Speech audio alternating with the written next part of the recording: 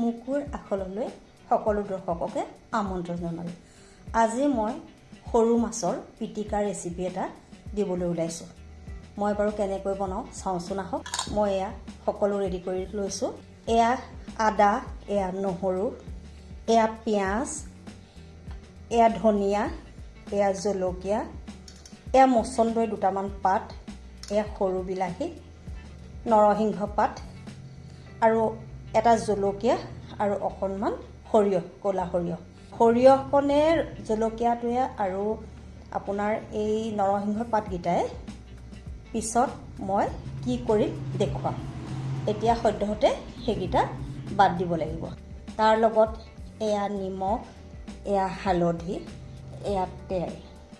এই পিছত নৰসিংহৰ পাত আৰু জলকীয়া আৰু সৰিয়হৰ এই পেনটোত কামত দিব। এতিয়া মই এই মাছখিনি ধুই পখালি ৰেডি কৰি থৈছিলোঁ দিনতে। এতিয়া মই যিহেতু ৰাতি বনাইছোঁ ভিডিঅ'টো, গতিকে এয়া চাওক মাছখিনি ধুই থোৱা আছে। তাত মই এতিয়া এয়া নহৰু, আদা, পিঁয়াজ, সৰু বিলাহী আৰু এটা জলকীয়া।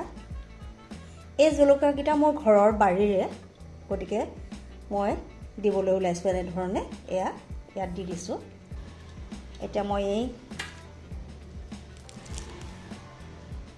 ধনিয়া পাতকেইডাল ধুনীয়াকৈ এনেধৰণে কাটি দি দিছোঁ হাতেৰে মোহাৰি। এয়া ইয়াৰ পিছত এয়া নিমখ,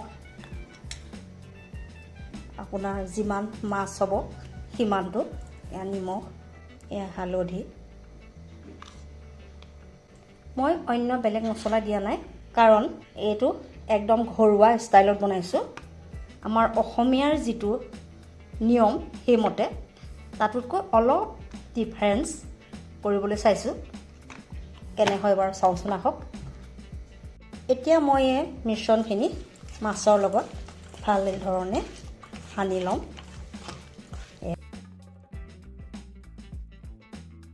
এতিয়া মই এয়া কলপাত এখন ধুই অকণমান শুকুৱাই লেৰেলাই থৈছিলোঁ। এতিয়া মই এই কলপাতত এই মাছখিনি দি দিম। এয়া এতিয়া মই ভালদৰে এইখিনি মেৰিয়াই দিম।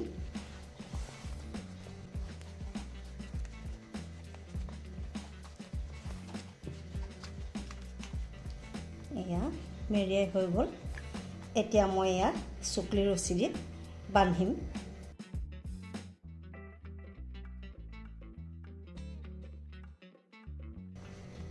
কেনেবাকৈ সেইডাল খুলি যায় বুলি আৰু এডাল ৰছীয়ে বান্ধি দিছোঁ। এয়া সকলো ৰেডি হৈ গ'ল। এতিয়া মই সেই গেছৰ ওপৰত এখন জালি, আমি আজিকালি যিখনৰ ৰুটি সেকো ধৰক তেনেকুৱা জালি কিনিবলৈ পায় বিশালত, গতিকে তাৰে এখন আনিছিলোঁ। আনি এয়া চাওক মই এই মাছৰ টোপোলাটো ইয়াত দি দিলোঁ। এয়া অলপ কম ভলিউমত গেছটো দি মই ইয়াত এৰি দিছোঁ। এনেধৰণে 5 মিনিটমান চাওঁচোন কি হয়। 5 মিনিট হৈ গ'ল। মই এতিয়া এইটো লুটিয়াই দিম।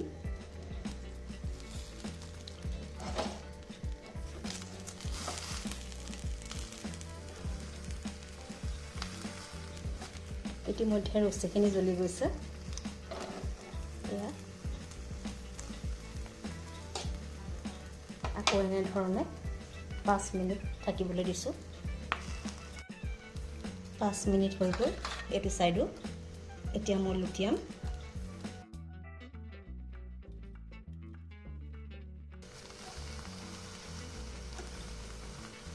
এতিয়া মই গেছৰ জুইটো অকণ বেছিকৈ দি দিছোঁ।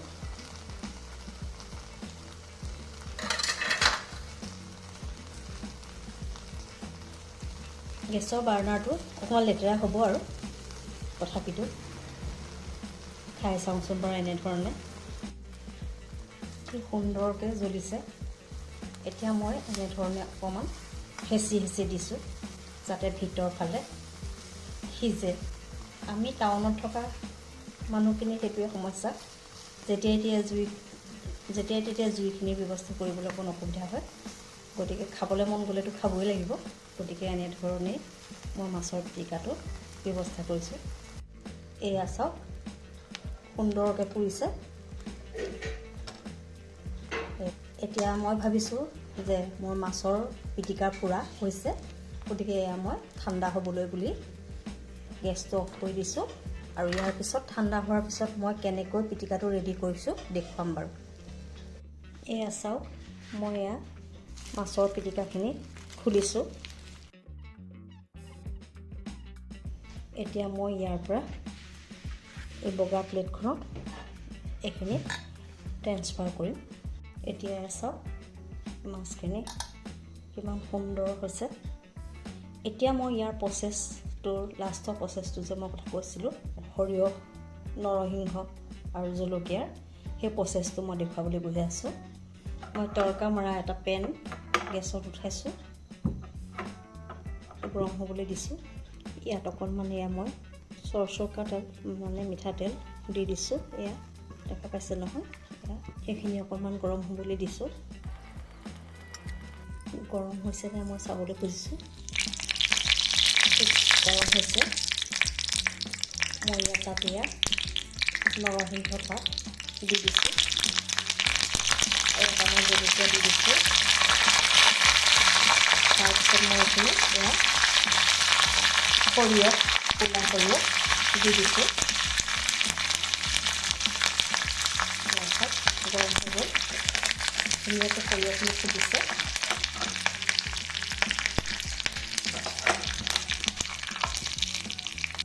ইয়াৰ পিছত এয়া তৰকা মৰাখিনি চাওক মই মাছখিনিৰ ওপৰত পূৰা মাছখিনিৰ ওপৰত ইয়াত দি দিছোঁ।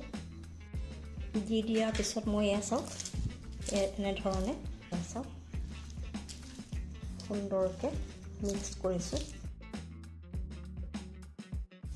এয়া মোৰ মাছৰ পিটিকা ৰেডি। এয়া মোৰ পূৰা মাছৰ পিটিকা ৰেডি। আপোনালোকে ট্ৰাই কৰি চাবচোন, মই যেনেধৰণে কৰিলোঁ। খাই কিজানি ভাল পায় মোৰ ৰেচিপিটো। আপোনালোকক সাদৰে নমস্কাৰ কৰি মোৰ এই মুকুৰ আখল ৰেচিপিটো সামৰণি মাৰিছোঁ। আজি এই ৰেচিপিটো চাই কেনে লাগিল কমেণ্ট কৰিব, লগতে লাইক এটা দিব। কাৰণ লাইকটো পালেহে মই আগবাঢ়ি যাবলৈ সুবিধা পাম, নহয় জানো বাৰু? গতিকে আপোনালোকে চাব, লাইক, কমেণ্ট আৰু শ্বেয়াৰ কৰিব। ধন্যবাদ।